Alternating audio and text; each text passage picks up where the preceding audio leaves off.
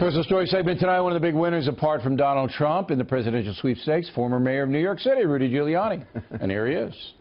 All right, so it's you, it's Christie, it's Gingrich, it's General Flynn, it's Kellyanne Conway. That's the five in the inner circle, right? Yeah, I would say General Kellogg, certainly Steve Bannon, Jared Kushner. Yeah. These are all people that are very... But they're not experiencing government. But so they were very helpful in the campaign. Okay, but I'm looking now to advance the story. So I see Kellyanne Conway of Chief of Staff. All right? Okay, that's a yes. That'd be a good I see you as Attorney General. Well, I sure know the Justice Department. Okay, that's a yes. I see Gingrich as perhaps Secretary of State.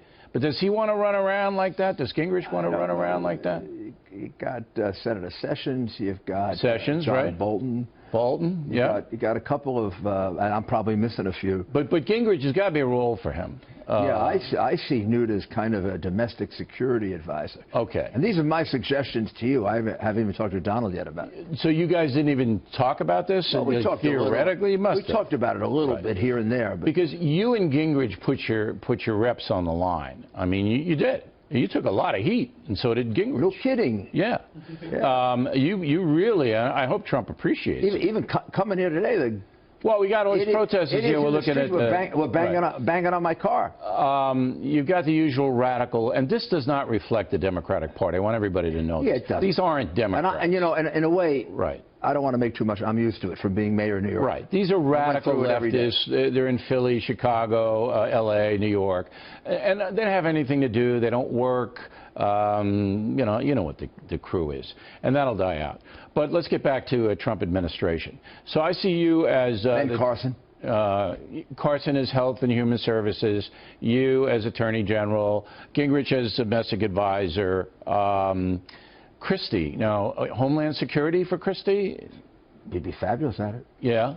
Not infrastructure, building bridges or anything. No.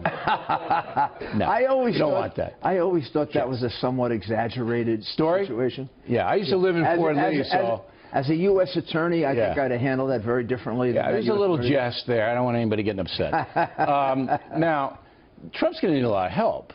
He's going to need a lot of help. Every president does it. Yeah, but he, you know, and by the way, please tell him not to put the Trump sign on top of the White House. We really don't need that now. We don't need the international. No, we don't. Just leave it the way it is. Like Mar-a-Lago. But I'm saying this with all due respect. He's going to need help because he's never been in this kind of like that. Right. That's what I'm saying. He's told you that actually in several interviews. He's never been a guy who has overestimated experience. Right. So he doesn't have it. So I used to point out on the campaign trail, he didn't build his own buildings and he didn't build his own golf courses. He got the best architects, he got the best carpenters, the best plumbers. Let me tell you something, though. He knows. We sat at Yankee Stadium. Oh, he knows. And he goes, look at that crack in the. So he knows that world. Same thing with his staff during the campaign. When things were going wrong, he'd get them all together. You're not doing this. You're not doing this. He knows PR. Change that. Change He knows this. entertainment. But what he doesn't know is administration, because he can get slogging and grinding, and he's not Bill Clinton, and he doesn't stay up all night studying the policy papers. So he's going to need guys like you and Gingrich. Is there anybody else in the mix that I haven't mentioned that he relies I'm sure there upon? are. You know, I hate to leave it. But there are a lot. I think Chris has probably assembled about 100 people. And he's in charge. Governor Christie's in charge. Chris has probably assembled about 100 people that he can consider. The way I did my transition when I did it for mayor was I wanted 3 nominations for every position. Like that. So then ultimately I could pick the right man or woman for the job.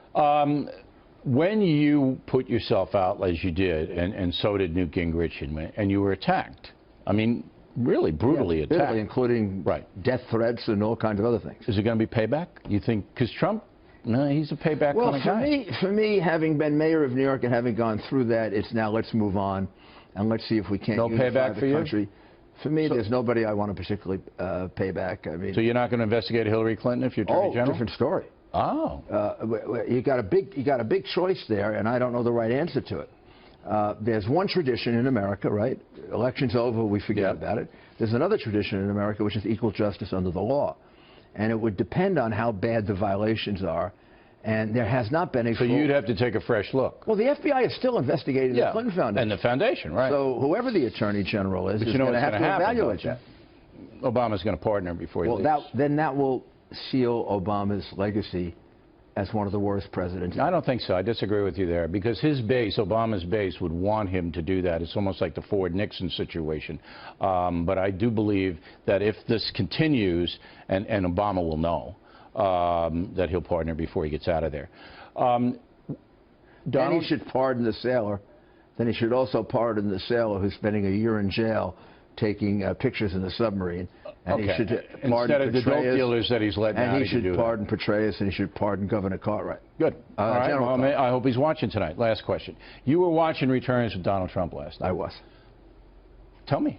I mean, is he jumping up and down? Was he hooting? What was he doing? He was very calm. I think he realized the turning point when the exit polls turned out to be so far off our own calculations. I think he realized he had a good chance. Once he saw Florida turn, and he knew he had Ohio, I always believed if he won Florida and Ohio. Yeah, that was the bellwether. And that's North Carolina. The rest will fall in. Was he in his tie or in his jammies? He was in his tie. It was a tie. He never takes the tie off. In the shower, he's wearing a tie. Mrs. Reagan, I'm going to give the lecture at the Reagan Library this Saturday night. Oh, they love me there. Don't mention my name. Had we lost? Yeah. I don't think we had many people there. Now we're sold out. Now you're going to be a big shot. We're sold out. Yeah. And President Reagan never, ever took his jacket off in the Oval Office. Yeah. And Mrs. Reagan once told me he liked to take his jacket off, so it was hard for him. Yeah, but Trump doesn't want to take his ties off because he wants people to buy the ties. All right, thanks for coming in, Mr. Mayor. We appreciate it.